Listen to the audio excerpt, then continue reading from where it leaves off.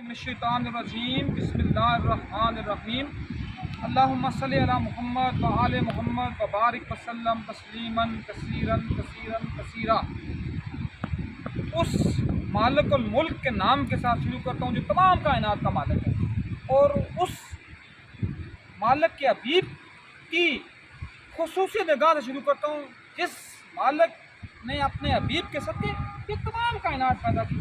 اس وقت میں اور میرے دوست جناب سید امجد حسین بخاری صاحب جو اسی محکمہ ٹورزم کے SDO ہیں پورے آزاد کشمیر کے، میرے ساتھ موجود ہیں، اور ہم یہ لال قلعہ، اس کو کہتے ہیں لال قلعہ، اس کا ایک نام اور بھی ہے امجد صاحب اور میں کافی، چونکہ ماشاءاللہ یہ خود ٹورزم ڈپارٹمنٹ سے ہیں تو اس کو رتا قلعہ بھی کہتے ہیں۔ رتا آپ نے پنجابی زبان کا لفظ بھی ہے، ان کو کا لفظ بھی ہے، رتا کہتے ہیں سرخ کو، اس کو رتا قلعہ بھی کہتے ہیں۔ اور یہ جب تعمیر کیا گیا چک بادشاہوں نے، چک دور ہے، چک ایک ہمارے یہاں اس کی ایک سب کاسٹ ہے، اس کو دو کیٹیگری میں تقسیم کیا جاتا ہے۔ بعض جو چک ہیں وہ اپنے ساتھ کشمیری لکھتے ہیں خواجہ، اور بعض چک اپنے ساتھ مغل بھی لکھتے ہیں۔ اب اس کی مزید ہسٹری میں نہیں جاؤں گا کہ وہ مغل ہیں یا وہ خواجہ ہیں، بٹ پرابلم از دیٹ کہ سب سے پہلے کس نے بنائی تھی؟ چکوں نے۔ چک بادشاہ کون تھا؟ یوسف شاہ چک کے آباء و اجداد میں سے، انہوں نے اس کو ڈیولپ کیا، اس قلعے کی سنگ بنیادیں رکھی۔ اور اس کے بعد یہ کب ہوا یہ معاملہ جی اپنا امجد صاحب؟ یہ معاملہ ہوا 1549 میں۔ 1549 میں جس کے اوپر میں کھڑا ہوں نا ابھی، امجد صاحب یہ دکھا رہے ہوں گے جس جگہ میں کھڑا ہوں میں، مین اس کی جو بارادری ہے جو ٹاپ کے اوپر ہے، بالائے حصار اس کو ہم اپنی زبان میں کہیں گے، اس کو ہم اردو کی ایک پیور ٹرمنالوجی میں بات کریں اس کو بالا حصار کے کہیں گے۔ اس کے اوپر ہم کھڑے ہیں تو اس کی بنیاد جو رکھی وہ 1549 میں چک بادشاہوں نے رکھی۔ ماں بعد جو اس کے اوپر سب سے بڑا کام کیا گیا وہ 1587 میں۔ آپ سب کو پتہ ہوگا جو میری ویڈیو سننے والے ہیں، جو اس پوری مطلب اس پورا عرض پر جو لوگ بھی ہیں، بالخصوص جو میری ویڈیو سنی جاتی ہے پاکستان میں یا بھارت میں یا پھر سعودی عربیہ یا ایران وغیرہ میں، تو ان کے لیے یہ ہے کہ مغلوں کا جو سب سے سپریم بادشاہ تھا جس کا نام تھا سلطان جلال الدین اکبر، جس کی سب سے بڑی خوبی کیا ہے، اس نے اس برصغیر میں سے مذہبی جنونیت کو ختم کیا، جنونیت، ٹھیک ہے امجد صاحب؟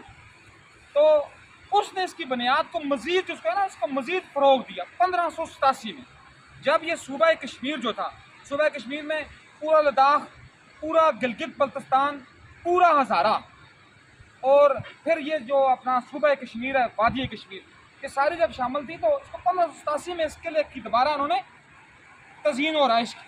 اور اس کے بعد جو اس قلعے کے اوپر زیادہ تر کام کیا گیا وہ جو جس بندے کے نام پر اس شہر کا نام ہے سلطان مظفر، سلطان راجہ مظفر بمبا خاندان کے چشم و چراغ تھے، انہوں نے، اور سادات کے بہت بڑے متقب تھے، انہوں نے اس قلعے کی تیسرے دور میں تزئین و آرائش کی۔ یہ واقعہ کب ہوا؟ 1649 میں، تو 1646 میں، 1646 سے لے کر آج تک اس قلعے کے اوپر اتنا کوئی کام ہو نہیں سکا۔ اس قلعہ بالکل جس کو کہتے ہیں نا کہ اپنا خاص و خاشاب میں کسی حد تک تبدیل ہو چکا۔ آپ یہ دیکھ رہے ہوں گے، امجد صاحب آپ کو بتائیں گے بھی، وہ قلعے کی دیواریں ساری ٹوٹ پھوٹ کا شکار تھیں۔ تو پھر کیا ہوا جی کہ کسی حد تک پھر اللہ بھلا کرے ان ایجنسیز کا، ان اداروں کا، ان آثار قدیمہ سے محبت کرنے والوں کا، جنہوں نے اس قلعے کے لیے فنڈ پرووائڈ کیے، اور اس فنڈ کے بعد محکمہ سیاحت نے انہوں نے کچھ کھایا پیا بھی ہوگا، میں امجد صاحب کے سامنے یہ کہہ رہا ہوں بات، تو اس میں ایسی عام والی بات نہیں ہے۔ لیکن پھر کیا کیا گیا جی؟ پھر اس قلعے کی دوبارہ انہوں نے 7 کروڑ روپے کا ٹھیکہ اس کا ہوا، اور اس آپ دیکھ رہے ہوں گے اس قلعہ مزید دوبارہ رینوویٹ ہو رہا ہے، اور اس رینوویشن میں وہی والی فرم میرا خیال ہے کام کر رہی ہے امجد شاہ صاحب، کہ جس فرم نے اپنا لاہور کا جو لال قلعہ ہے، لاہور کا جو قلعہ ہے، جو لاہور کا قلعہ، اس قلعے کو جنہوں نے اس کو رینوویٹ کیا، اس کا نام کیا ہے امجد صاحب؟ اس فرم کا نام جی کچھ ذہن میں آ رہا ہے؟ لیٹ سپوز اگر نہیں ہے تو وہ فرم ہے لاہور کی جس نے اپنا لاہور کے شاہی قلعے کو اس نے ترویج دی اور جو بھی کیا۔ تو اب کسی حد تک یہ قلعہ جو ہے نا یہ اپنی اصل شکل و صورت پر آ رہا ہے۔ تو امجد صاحب ابھی ذرا تھوڑا سا اس کو ادھر موو کریں۔ یہ قلعہ جس جگہ پر بنا ہے نا، یہ دیکھ لیں گے، آپ دیکھ رہے ہوں گے کہ نیچے دریائے نیلم، اس کو کشن گنگا کہتے ہیں، جو ہندوؤں کے دیوتا کشن اور گنگا دو مختلف نام ہیں، کشن مرد کا نام ہے، گنگا عورت کا نام ہے، تو ان کی ایک ڈفرنٹ ایک بعض لوگ کہتے ہیں لو سٹوری تھی، بعض لوگ کیا کہتے ہیں، بعض لوگ کہتے ہیں کشن ایک دیوتا کا نام تھا، اس کی کچھ اب تو سوال، چلو میں اس کی بھی ڈیپتھ پہ نہیں جاؤں گا. تو یہ ہندوؤں کا ایک مشہور اور معروف متبرک دریا ہے. جس طرح کہتے ہیں نا کہ ہم درائے گنگا کو کہتے ہیں، درائے جمنا کو کہتے ہیں، جہاں ان کی آرتیاں جلا کر جہاں ان کی جب راکھ پائی جاتی ہے. تو اسی طرح اس کے جب آپ مرکز میں جائیں گے نا، وہ پیچھے جہاں میری لیفٹ سائڈ گھومنے جا رہی ہے، وادی نیلم کا علاقہ ہے، وہاں شاردا ضلع نیلم کی تحصیل ہے شاردا. شاردا کے مقام پر آج بھی جو بدھ مت کی سب سے بڑی یونیورسٹی کے سنگ بنیاد آج بھی وہاں موجود ہیں. اور اس کا تعلق کیا تھا کہ یہی جو علاقہ، یہ جو جس کو ہم دراوا کہتے تھے، دراوا، ٹھیک ہے نا. تو یہ دراوا جو تھا یہ وہاں سے لنک کرتا تھا گلگت بلتستان کے ساتھ، اور وہاں سے یہ پاکستان کے ساتھ کا لنک نہیں تھا، یہ سارا سینٹرل ایشیا. کیونکہ یہاں اسی لیے میں نے جب بات چک خاندان کی بات کی، مغلوں کی بات کی، پھر اس کے بعد غوریوں کی بات آئے گی، یا افغانوں کی بات آئے گی، یا پٹھانوں کی بات آئے گی، ساری جو باتیں تھیں یہ سینٹرل ایشیا سے آ کر یہاں حملہ آور ہوتے تھے. تو اس کشمیر کے اندر آج بھی جو ہے نا اپنا اس کا جو رسم الخط ہے کشمیری زبان کا، یا کشمیر کا جو کلچر ہے، ان کی جو تہذیب ہے، اس پر زیادہ جو چھاپ ہے وہ آج بھی سینٹرل ایشین کنٹریز کے، سینٹرل ایشیا میں Bukhara, Samarkand, Uzbekistan, Tajikistan, Kazakhstan وغیرہ وغیرہ پشوا. تو یہ میرے سامنے جو ہم جو سب آپ کو دکھا رہے ہوں گے وہ آپ کو پہاڑی کٹی ہوئی نظر آ رہی ہے. وہ کٹی ہوئی پہاڑی کے بارے میں بھی بعض لوگ کہتے ہیں کہ 2005 کا جو تباہ کن زلزلہ ہوا، 8 اکتوبر 2005 صبح 8:52 3 رمضان المبارک جو زلزلہ ہوا، اس کا کہتے ہیں کہ چھوٹا سا مرکز یہ پہاڑی بھی، اور لوگوں نے دیکھا، جو لوگ یہاں موجود تھے، جنہوں نے اس کو اپنی آنکھوں سے دیکھا اور کانوں سے سنا، تو یہ جو پہاڑی تھی، یہ نیچے دریائے نیلم جو ہے، یہ جس کو ہم نیلم میں کیوں کہہ رہا ہوں، پھر وہی میں بات ہے کہ جب یہ ریاست گائے کے گوشت کے لیے آزاد کی گئی تو گائے کی گوشت کھانے کے لیے لوگوں نے اس کا خطرہ کر کے اس کا نام بھی کشن گنگا سے ہٹا کر نیلم رکھ دیا. تو یہ دریا بند ہو چکا تھا. اور جہاں تک امجد صاحب ذرا کائنڈلی اس کو ادھر موو کریں گے ذرا کیمرے کو، تو وہ جو علاقہ آپ کو نظر آ رہا ہے نا، وہ علاقہ، تو وہاں لوگوں کو یہ شریف تھی کہ یہ سارے جو گھر ہیں یہ پورا آپ آگے یہاں سے نیچے جو ہے نا پورا شہر ہے مظفر آباد ہے. مطلب چھوٹا شہر نہیں ہے، پاکستان کے 20 بڑے شہروں میں سے ایک شہر ہے. تو وہ نظر تو آپ کو نہیں آ رہا ہوگا، اس کے مضافات نظر آ گئے. وہ سامنے جو مسجد نظر آ رہی ہے وہ پھر زلزلے کے بعد سعودی حکومت کا کارنامہ ہے، جس کے لیے زمین ہمارے خاندان نے 1931 میں پہلے ہی پرووائڈ کر چکے تھے سیرت کمیٹی ایک نام کی تنظیم کو، جس نے بدقسمتی سے یہاں ایک مذہبی مسلک کو پروان چڑھا رہے ہیں اور ایک مسلک کو انہوں نے یہاں قابض کیا ہوا ہے. تو تقریباً آئی تھنک 51 کنال جگہ انہوں نے وقف کی.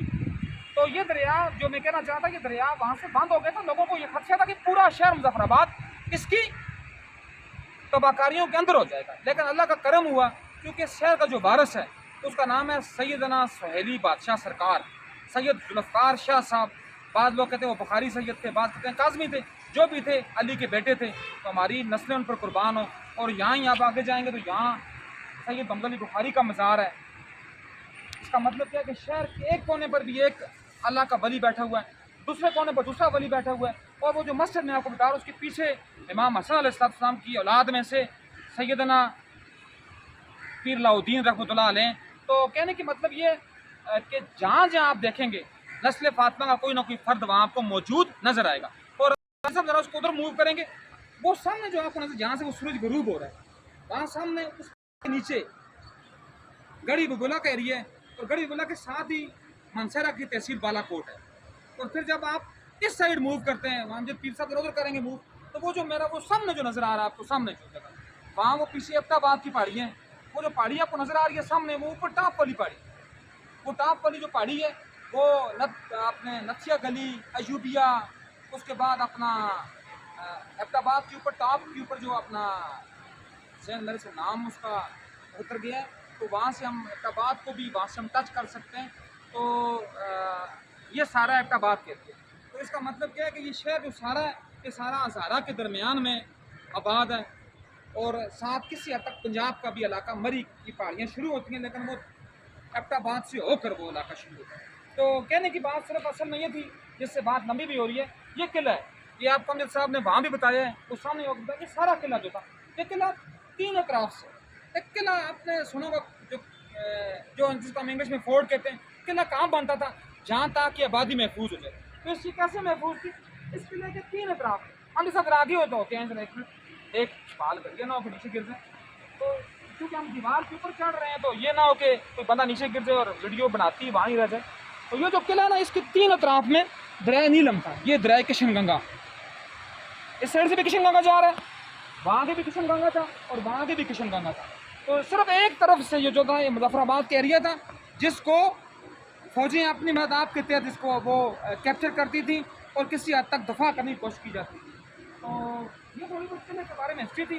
میرا آج امجد صاحب کے ساتھ بھی چونکہ یہ ماشاءاللہ اسی محکمے میں سرو کرتے ہیں.